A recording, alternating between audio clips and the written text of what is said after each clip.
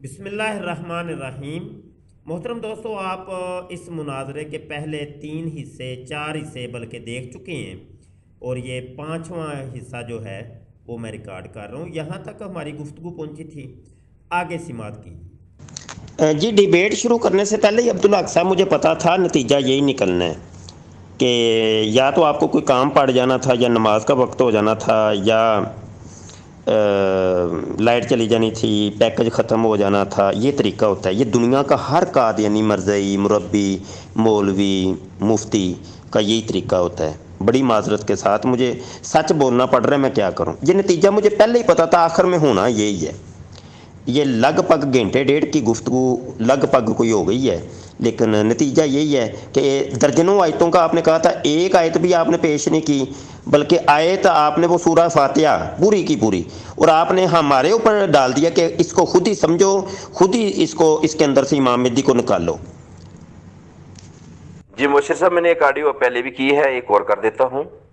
سورۃ فاتحہ میں ہم جو دعا مانگ رہے ہیں انعمت علیہم ولی، وہ کیا انعام ہے سر؟ وہ انعام یافتہ لوگ کون ہیں؟ کن انعام یافتہ لوگوں کے راستے پر ہم نے چلنا ہے؟ اور یہ غیر المغضوب علیہم ولا الضالین والے لوگ کون ہیں جن پہ اللہ تعالیٰ کا غضب نازل ہوا اور جو گمراہ ہوئے؟ یہ کون تھے؟ یہ دونوں کو آپ الگ الگ کریں گے تو انشاءاللہ تعالیٰ آپ کو امام مہدی علیہ الصلوۃ والسلام کی خبر ملے گی۔ اور سورۃ فاتحہ میں ہم دعائیں یہی کر رہے ہیں، ایاک نعبد و ایاک نستعین، اے اللہ تعالیٰ ہم تیری عبادت کرتے ہیں اور تجھ سے ہی مدد چاہتے ہیں۔ تو کیا مدد چاہیے ہمیں بھئی؟ روحانی انعامات کیا ہیں؟ وہی مدد چاہیے کہ ان لوگوں کے ساتھ شامل ہوں، ہم ان لوگوں کے راستے پر چلیں۔ اور آگے چل کے بتا بھی دیا انعمت علیہم، پھر اوپر دعا بھی کر دی اہدنا الصراط المستقیم صراط الذین انعمت علیہم۔ تو مولوی صاحب اور کیا، کیسے؟ آپ کو اشارتاً تو میں نے بتا دیا ہے، باقی تو آپ مفتی ہیں، آپ ترجمہ تشریح کر سکتے ہیں۔ آپ کو لگ رہا ہے اس میں نہیں ہے کوئی خبر تو انکار کر دیں۔ عبدالحق صاحب، بس یہی جاتے جاتے میں پھر آپ کو میسیج اب دیتا ہوں، اب اسلام کا حقیقی جو پیغام ہے وہ آپ تک پہنچاتا ہوں کہ خدا کے لیے غور کیجئے، آپ نے مرنا ہے، ٹھیک ہے؟ جھوٹ اور سچ کو سمجھنے کی کوشش کیجئے۔ ایک مذہب جس کی بنیاد ہی جھوٹ کے اوپر کھڑی ہے، اس کی بنیادیں جھوٹ کے اوپر کھڑی ہیں، دجل فریب کے اوپر کھڑی ہے، تو بہرحال اس مذہب کو پہچاننے کی کوشش کیجئے کہ وہ کون سا مذہب ہے کہ جس کی بنیاد جھوٹ کے اوپر ہے، فریب کے اوپر ہے، دجل بیانی کے اوپر ہے، فراڈ ہی فراڈ ہے، حقیقت کچھ بھی نہیں ہے۔ بس میرا آخری پیغام، کیونکہ ڈیبیٹ ختم ہو چکی ہے، مناظرہ ختم ہو چکا ہے، اب مزید آگے میں کیا آپ سے بات کروں؟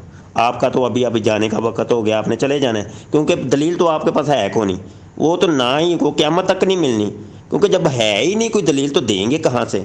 تو وہ تو ویسے ہی آپ نے ایک جناب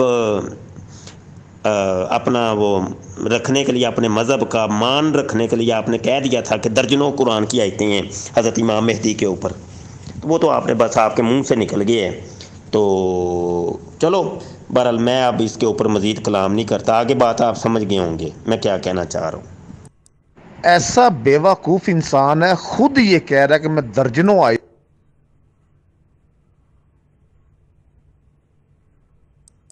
جی، انعمت علیہم، جن کے اوپر انعام ہوا ہے، تو وہ انعام یافتہ جو ہے نا، وہ کیا سارے وہ امام مہدی بن گئے ہیں؟ وہ امام مہدی ہیں؟ تو مرزا صاحب سے پہلے جو لوگ 1400 سال سے نمازیں پڑھ رہے تھے تو وہ بھی یہ کہتے تھے، تو وہ کیا امام مہدی کے اوپر ایمان لا رہے تھے؟ کیا کیسی باتیں یار، کیسی کرتے؟ یہ آئے تو میرے آقا صلی اللہ علیہ وسلم بھی پڑھا کرتے تھے، ہاں جی، صحابہ بھی پڑھی، انہوں نے بھی پڑھی، اب تابعین تبا تابعین، تو وہ کیا یار کیسی باتیں؟ آپ سمجھدار نہیں لگ رہے مجھے، اب مجھے کنفرم ہوا ہے، اب نہیں، مجھے بڑی معذرت کے ساتھ اب نہیں مجھے آپ سمجھدار لگ رہے۔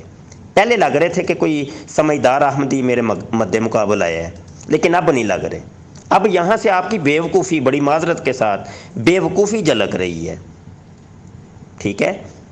کیسی باتیں، بڑی عجیب سی جناب آپ نے بات کر دی ہے۔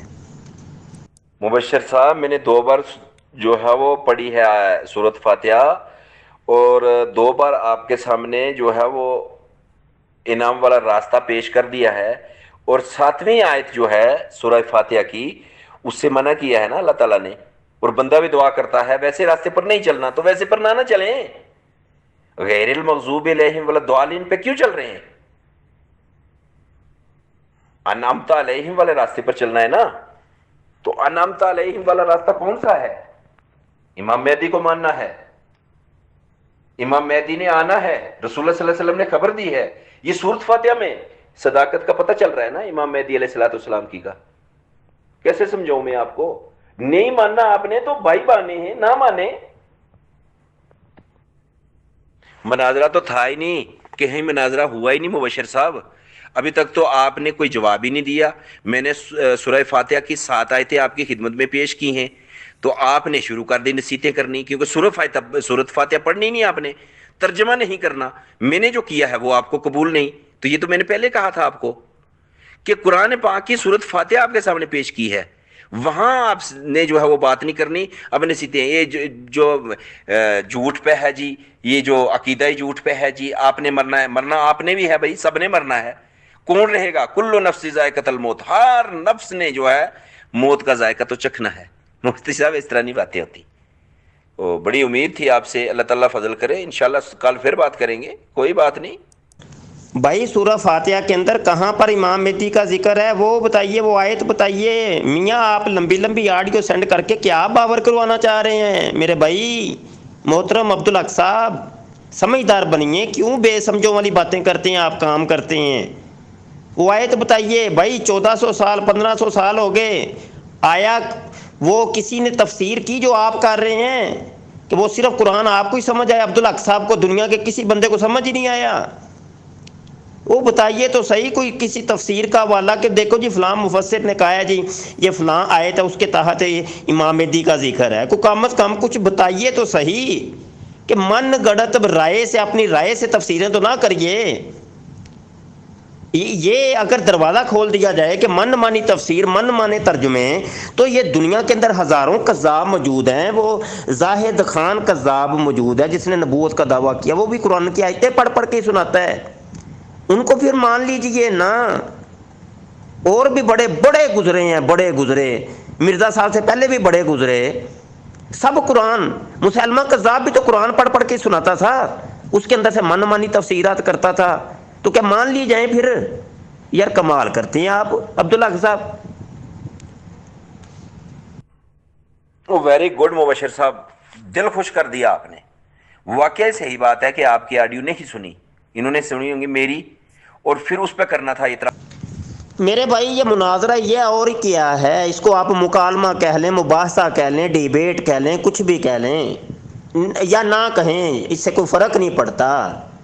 درجنوں آیتیں آپ نے کہی ہیں نا، وہ پیش کر دیں. ایک آیت پیش تو کریے جس میں امام مہدی کا ذکر ہو.